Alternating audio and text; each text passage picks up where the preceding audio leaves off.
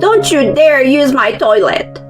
An incompetent woman like you is not my family.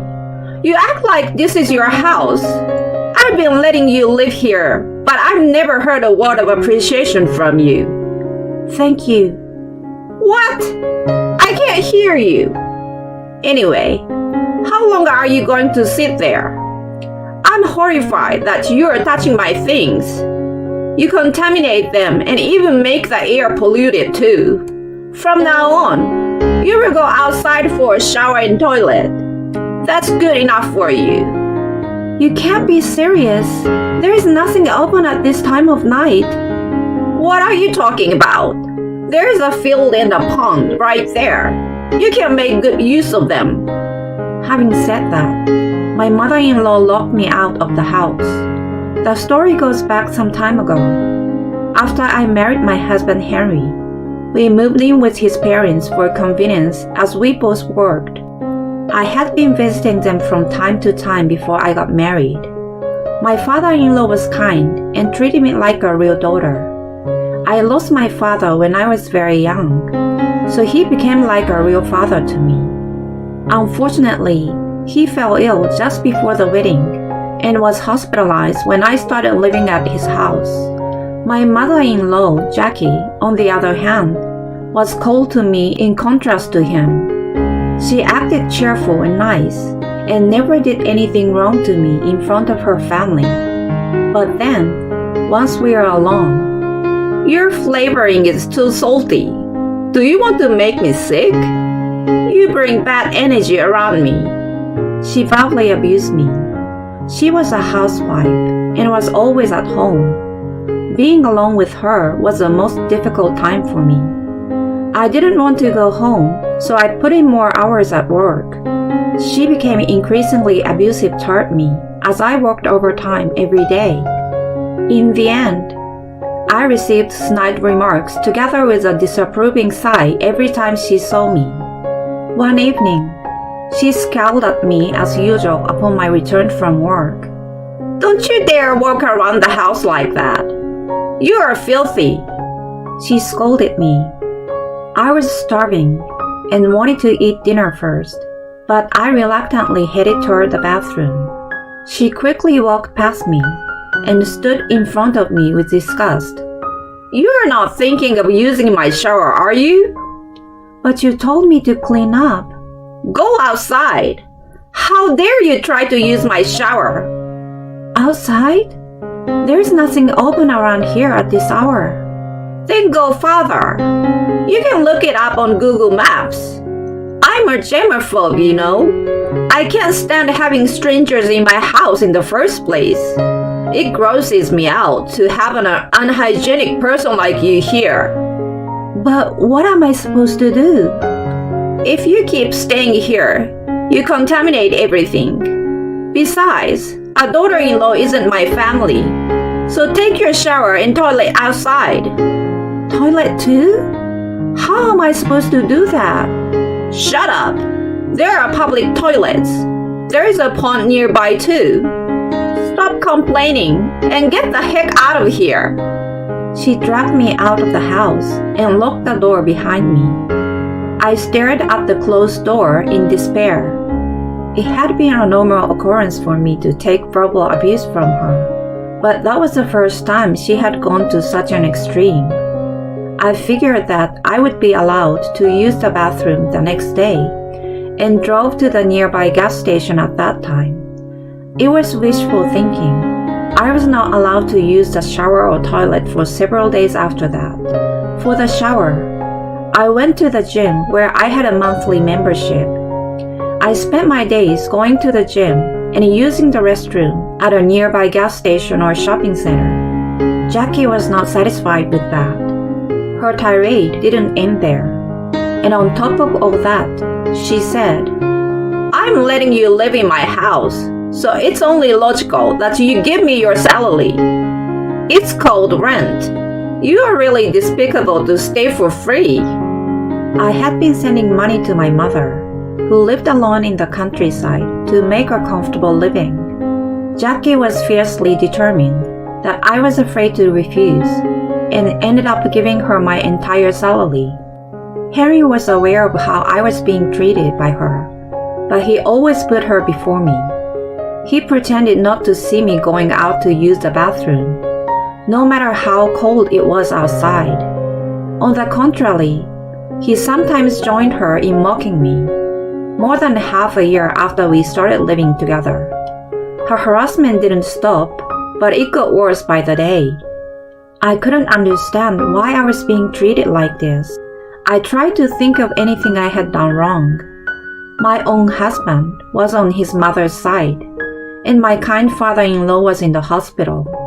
My mother had suffered from a heart ailment in the past, and I didn't want to worry her. There was no one whom I could rely on around me. After all, I had to endure unreasonable treatment every day without being able to talk to anyone about it. If I stayed at home, I had to hear nothing but criticism, which was depressing. I gave all my salary to Jackie, and of course, Henry didn't give me any allowance. I couldn't even enjoy the time outside the house. Besides, I had to do housework on behalf of Jackie, who refused to do it. When I came home late, she complained, so I couldn't just stay out. I couldn't buy new clothes or go to the hairdresser, and my body and soul were falling apart. I looked forward to stopping by the gym, but since Jackie started taking my salary, I wasn't able to continue with the membership. I struggled to find a place to shower, and my body gradually began to suffer from itching and other discomforts. One day, as I stopped at the train station to use the toilet, I saw my father-in-law, Ian. His health was improving, and he got permission to stay at home overnight that day. I was supposed to pick him up later, but apparently he had made it back on his own. He was smiling as usual and spoke to me in the same gentle manner as before. Hi, Lolan. What are you doing here? I just need to use the bathroom. Huh? You have it at home. Is it not working? No, it's not that. What's wrong? If I told him how I was being treated at home, it would have made him worry. I wanted to avoid stressing him. However, I was struggling to hold back my urge to urinate, so I told him about what had been going on at home. I'm not family, so I'm not allowed to use the bathroom at home. What? Jackie is a germaphobe and can't stand it when I, a stranger, use her bathroom. What's Henry been doing about it? He's on her side, so nothing in particular. I see. He let out a deep sigh. I'm sorry to hear all that. Let's go home. He squeezed my shoulder. His reaction loosened the tension in me, and I had to try hard to hold back my tears. After I finished using the bathroom, we went back home together. Once we were back, he gathered Jackie and Henry in the living room. At first, she was happy to see the long-awaited return of her husband. But then, she was puzzled by the strange air around him. Lauren told me all about what you have been doing to her. What do you mean? What has been going on? Don't pretend. I heard that you wouldn't let her use the shower or toilet in the house because she's not family. I also heard that you are taking away all of her salary. That's not true. Jackie glared at me. Ian stepped in between us and hid me from her. What are you doing? You should reflect on what you have done to her instead. Indeed, she's not blood related, but she married our son and tried to become a part of the family. Instead of treating her with gratitude, you treated her in such a terrible way. You and I were originally strangers who became a family, right? We couldn't have been if we didn't care for each other. What on earth are you thinking? And you, Henry? He jerked as he heard his name called. You're her husband, aren't you? You're on the wrong side right now. Start protecting your wife and stop being so attached to your mother already. This is the role of a husband. But it's not but. You are a grown man. It's overdue to let go of your parents. Ian was calm, but there was suddenly a sense of anger in his voice. Henry seemed to be frightened and glanced at Jackie for help. We didn't mean to neglect her, right, Mom? She looked at him for a moment and then turned to Ian. It's all a misunderstanding. Henry told me that if Lauren didn't use the shower and toilet in the house, the water bill would be less, and her salary should be ours, so we should take it away from her. I told him I couldn't do such a pitiful thing, but he insisted. Hey, what are you talking about? I didn't want to do it, but I had to follow his order. That's bullshit. You're the one who complains to me about sharing the bathroom with Lauren.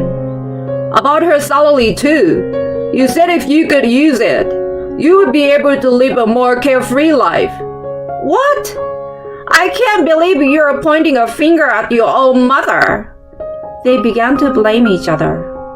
Unable to follow the scene in front of me, I just quietly stared at them in a daze. The two, who told each other that they were not to blame, showed no trace of their former good relationship, but only ugliness. Ian sighed loudly next to me. I understand how you guys are now. You have no intention of apologizing to Lauren, and you're accusing each other. You should know a little bit about shame. Both of you, get out of my house right now. You need to cool down and think about what you have done. He immediately kicked them out of the house. I corresponded with them several times after that, but instead of expressing remorse, they showed resentment at being kicked out. Ian and I were both disgusted and decided to divorce and cut ties with them. When the divorce was finalized several months later, I was summoned by Ian. I blame myself for Jackie being selfish and arrogant, and Henry being a mommy's boy. All because I had been putting work first in my life. I lectured about family like I knew best, but I was never a good husband or father. I was someone who paid not enough attention to the family.